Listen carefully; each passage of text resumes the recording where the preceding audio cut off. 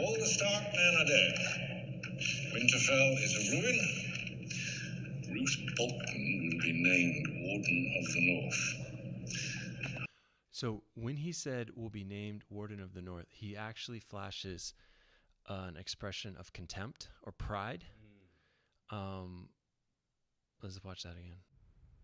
Roose Bolton will be named Warden of... Do you see that? And then he looks at the other guy to sort of see how he's going to react to this. How did you find contempt in that? Let me bring that to here. Right there. See how the right side of his face kind of goes up on the right side, but not the left side. So it's the one-sided smile, and it flashes very briefly. Okay. Yeah. So let's continue. Of the North, until your son by Sansa comes of age. I believe you still have some work to do on that score. Do you think she'll open her legs for me after I tell her how we murdered her mother and brother? One way or another, you will get that girl pregnant. Not rape her. Should I explain to you in one easy lesson how the world works? Use small words. I'm not as bright as you. The house that puts family first will always defeat the house that puts the whims and wishes of its sons and daughters first. A good man does everything in his power to better his family's position, regardless of his own selfish desires. Does that amuse you? No, it's a very good lesson. Only it's easy for you to preach utter devotion to family when you're making all the decisions. Easy for me, is it? When have you ever done something that wasn't in your interest, but solely for the benefit of the family? The day that you were born.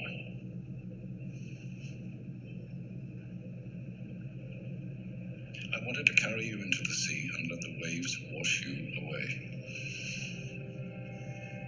Instead, I let you live. And I brought... Okay, so multiple expressions of anger, probably the biggest one, just right there. Mm-hmm. Quick down and together of the eyebrows. I mean, okay, you don't have to read the micro expression to realize from the content of what he's saying that he's angry. That there's some anger here. Yeah. But with anger, what I'm always interested in, what is the goal underneath the anger? So he is the obstacle, Tyrion. So Tyrion is the obstacle towards this guy's Tywin goal. Mm-hmm. Okay. I don't know what his goal is at this point, but you probably do. But the anger is there. Now, do I think he's devoted to this guy at the same time? I think probably. You know, it's probably like a cold Machiavellian, like, I'm only devoted to you because you are keeping me in power devotion. So let's see what happens. Instead, I let you live. And I brought you up as my son. Because you're a Lannister.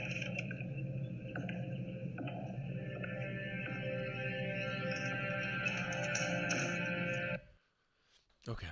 So, wow. The expression right here, that's this is like shocking, heartbreaking news, you know? There's no micro expressions in particular that like denote his emotional state, but it's obvious that what he's hearing is just really, really hard for him. Mm-hmm. Okay. So tell me a little bit about what's going on. So, Tyrion is the youngest son of Tywin, who is the man who's very angry. And Tywin has 3 children total. He has 2 twins, brother and sister, and then he has Tyrion. Tywin's wife died giving birth to Tyrion. Oh. And so there's a lot of anger there between the family just in general. His sister has never forgiven Tyrion for being the one who lived out of that. And then there's also the issue of the fact that Tyrion is a dwarf, and so because of that, he famously says in the first season that all dwarves are bastards in their father's eyes, and so he's always been seen as kind of the weak link in a chain of an otherwise very strong family. And so that might be why there's a twinge of anger towards Tyrion, because it does show a weak link in their family.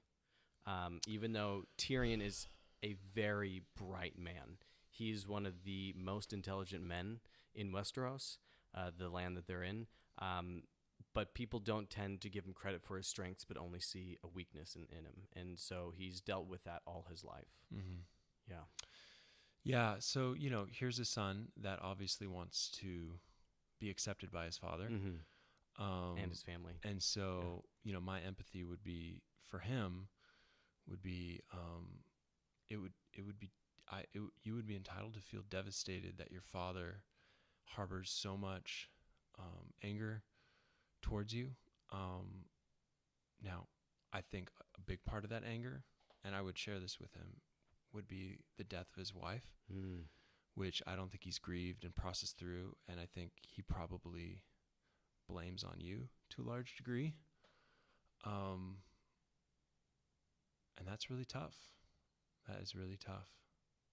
And also, it's really hard just being, okay, you're highly intelligent, you produce, you do well, but at the same time, you are kind of not seen for your strengths. And that's really hard. That does something to someone psychologically over time.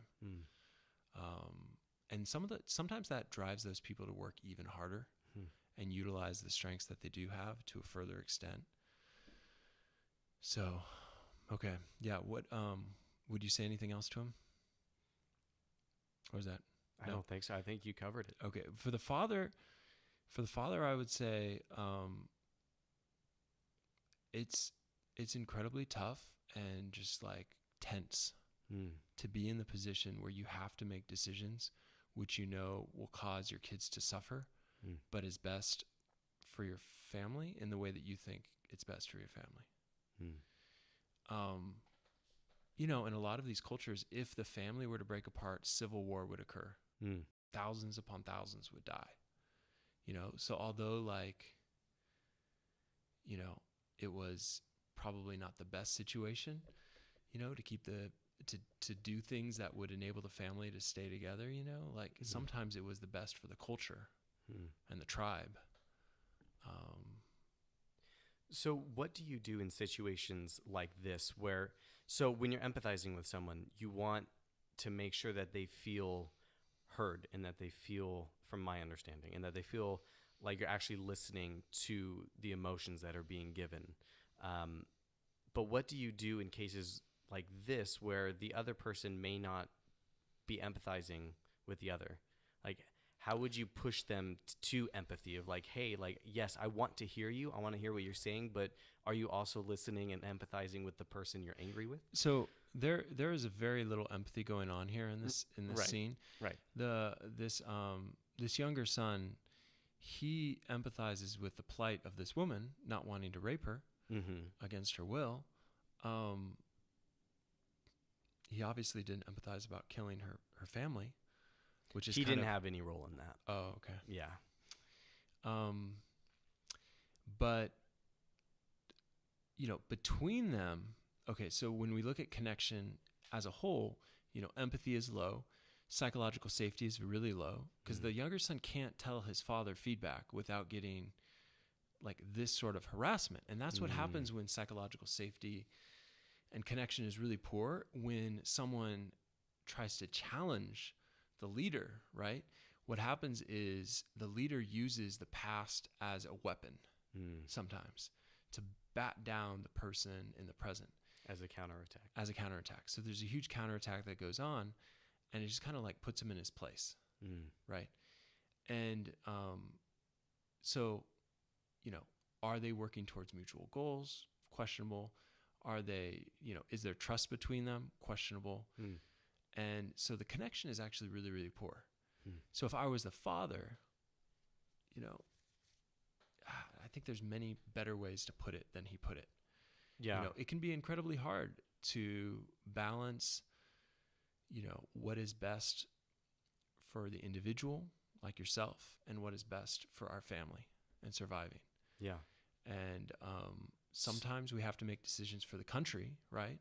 Like when you're a leader of a country, when you're a leader of a group of people, you have to think in terms of what's best for the people, which kind of takes it away from just the family. I don't know. So is that the way to show someone that they're not empathizing with someone else without making them feel like you're not empathizing with them? Tell me, put that in. So right, is that the way to show someone that they could have handled the situation better without making them feel like you're not being empathetic to their plight?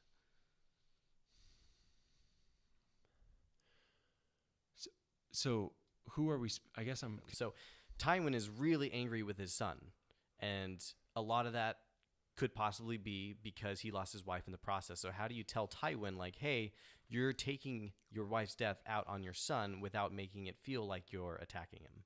Right. So first of all, empathy would go towards the distress of the emotion. Okay. So what you're telling me and what I've seen is that you feel incredible, like, tension. And at one point you even wanted to go kill your son when he was born. And that thought still kind of stays with you. Some of that anger, some of that tension, you know? And I may just pause there for a while. And then I would say, I'm wondering what that's really directed at. Okay? So if we're overcoming an obstacle, is your son the obstacle towards your goal? The goal is to be together with your wife. And that's not going to happen. And that's really, really sad. So that's the loss. Okay. So someone needs to understand the loss, to grieve the loss, so that then they can let go of the anger. So that's when the anger is there. It's the predominant affect. And until the anger is directed at, or until the anger is resolved to some degree, then the loss cannot be properly grieved. Okay, so as long as he's hanging on to this anger towards his son, he can't grieve the loss of his wife for what it was, you know? So that's what I would say. Okay. So as a therapist, what I would do is I would stay with the anger, empathize with the anger, knowing that eventually you're going to be able to put in a couple plugs towards, like, well, what is the goal? The goal is to be connected. And the goal is to be connected with your wife. And then grieving that loss, I think that's what would resolve his psychic tension that's still built up there.